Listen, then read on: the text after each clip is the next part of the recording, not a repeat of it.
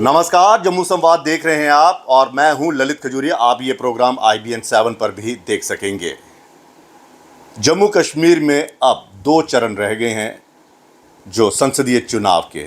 एक 20 मई को और दूसरा 25 मई को। 20 मई को बारामुल्ला कॉन्स्टिट्यूंसी में वोटिंग होगी और 25 तारीख को राजौरी अनंतनाग की। लेकिन इस बीच गृह मंत्री अमित शाह का कश्मीर का दौरा होता है और इस दौरे को लेकर सियासी गलियारों में काफ़ी चर्चा है। कहा तो ये जा रहा है कि ये जो दौरा था ये सुरक्षा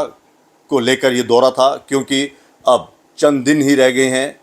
अमरनाथ यात्रा को लेकर, तो उसके लहजे में ये उसके मद्देनज़र ये सुरक्षा को लेकर बैठक थी। लेकिन जो सियासतदान है वो ये कह रहे हैं कि इस दौरे के पीछे दरअसल मकसद साफ था कि PDP, NC और कांग्रेस के खिलाफ एक ऐसा माहौल जो है वो तैयार किया जाए। क्योंकि अमित शाह जब जम्मू के दौरे पर आए थे, जब यहाँ पर दूसरे चरण का चुनाव था 26 अप्रैल को, यहाँ पर जुगल किशोर के फेवर में उन्होंने वहाँ पे किया था, रैली की थी, तब उन्होंने साफ कहा था कि कश्मीर की जनता भले ही इस बार कमल को प्यार ना करे लेकिन परिवारवाद को भी बढ़ावा ना दे और उन पार्टियों को वोट दे जो राष्ट्र हित में काम कर रही है। तो ऐसे में 3 पार्टियां थी, एक PC सजाद लोन की, एक अपनी पार्टी अल्ताफ बुखारी साहब की और एक आज़ाद साहब की पार्टी। और कहा यह जा रहा है कि अब अमित शाह इसी मकसद से यहाँ पर आए थे और भारतीय जनता पार्टी के कार्यकर्ताओं, उनके नेताओं के साथ जो मुलाकात हुई वो यही मकसद था कि हर हाल में इनके लिए वोट मांगना है। तो बारामुल्ला में जो चुनाव होना है वो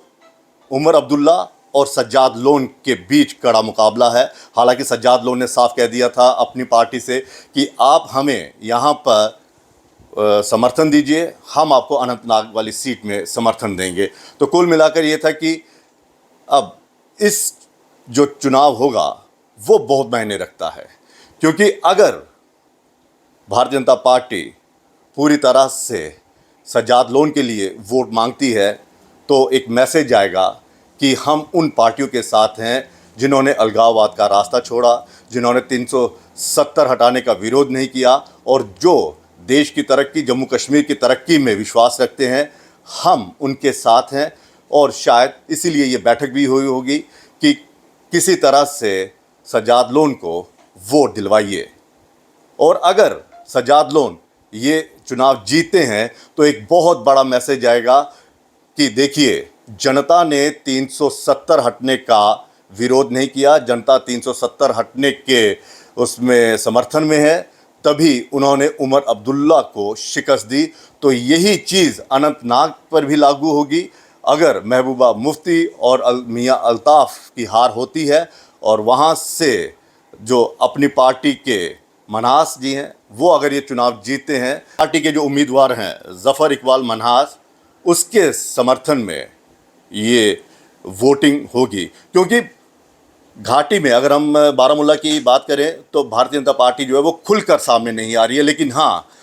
यहाँ पर राजौरी अनंतनाग की सीट पे अगर हम बात करें तो भारतीय जनता पार्टी खुलकर सामने आई है और खुलकर उन्होंने कहा है कि अपनी पार्टी के जो ज़फ़र इकबाल मनास हैं उम्मीदवार, उनको समर्थन देना है। क्योंकि अगर यहाँ पर पहाड़ी और गुज्जर बकरवालों को जो शेड्यूल ट्राइब का जो स्टेटस दिया गया है ST का, उसको लेकर भारतीय जनता पार्टी काफ़ी उम्मीद, हालांकि उम्मीदें ये भी जताई जा रही थी कि शायद भारतीय जनता पार्टी अपना उम्मीदवार यहाँ पर उतारेगी, लेकिन वो ना उतार कर उन्होंने ये तय किया कि यहाँ से हम अपनी पार्टी को समर्थन देंगे। और अगर मियां अल्ताफ़ और महबूबा मुफ्ती यहाँ से हारती हैं तो सोचिए, 2 कॉन्स्टिट्यूंसीज में 2 पूर्व मुख्यमंत्री का हारना, ये राष्ट्रीय स्तर पर एक मैसेज जाएगा कि 370 जो हटाया गया था वो फैसला बिल्कुल सही था।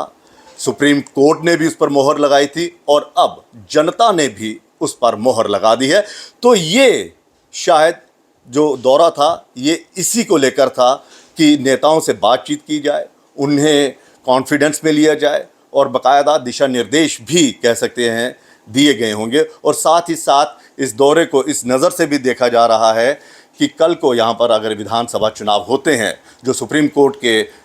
आदेश से एक जो कहा गया है कि सितंबर 2024 तक यहाँ पर विधानसभा के चुनाव जो है वो करवाइए, तो उसको लेकर भी ये बैठक हुई होगी कि हाँ, भविष्य में हमें किस पार्टी के साथ तालमेल करना है, किस पार्टी के साथ हमने गठबंधन करना है, ऑफिशियली गठबंधन करना है, उसको लेकर भी ये चर्चा हुई होगी। और अब साफ है कि दो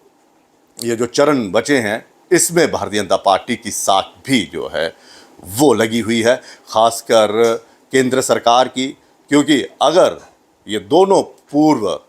मुख्यमंत्री हारते हैं इन सीटों से और मियां अल्ताफ़ भी अगर हार जाते हैं अनंतनाग की सीट, तो फिर मोहर लग जाएगी और भारतीय जनता पार्टी वो अपना संदेश देने में ये कामयाब रहेगी कि भले ही ये जितनी भी पार्टी है, रीजनल पार्टीज हैं जो 370 को लेकर बार बार एक प्रोपागेंडा फैला रही थी कि जम्मू कश्मीर के साथ अन्याय हुआ है, स्पेशल स्टेटस छीन लिया गया है, तो जनता ने उन्हें हरा कर ये मैसेज दे दिया है कि केंद्र सरकार का जो फैसला था वो बिल्कुल सही फैसला था। अब ये 4 जून को पता चलेगा, लेकिन अमित शाह का ये दौरा कई महीने में अहम है। अब देखना ये है कि भारतीय जनता पार्टी बारामूला में किस तरह से उम्मीदवार के लिए यानी सज्जाद लोन के लिए किस तरह से प्रचार करती है और यहाँ पर ज़फ़र इकबाल मनास को किस तरह से अनंतनाग से सपोर्ट देती है। कुल मिलाकर काफ़ी गहमा गहमी है और बताया तो ये भी जा रहा है कि सभी आश्वस्त है कि हम जीते हुए हैं, लेकिन कहते हैं ना कि अमित शाह वो चाणक्य हैं जो ऐसी चाल चलते हैं कि बड़े बड़े राजनेता पॉलिटिकल पार्टीज़ जो हैं उनकी चाल के आगे ध्वस्त हो जाती हैं। और अब ये देखना दिलचस्प रहेगा 4 जून को कि जो रणनीति अपनाई गई थी क्या उसमें ये सफल हो पाते हैं। फिलहाल इजाज़त दीजिए, नमस्कार।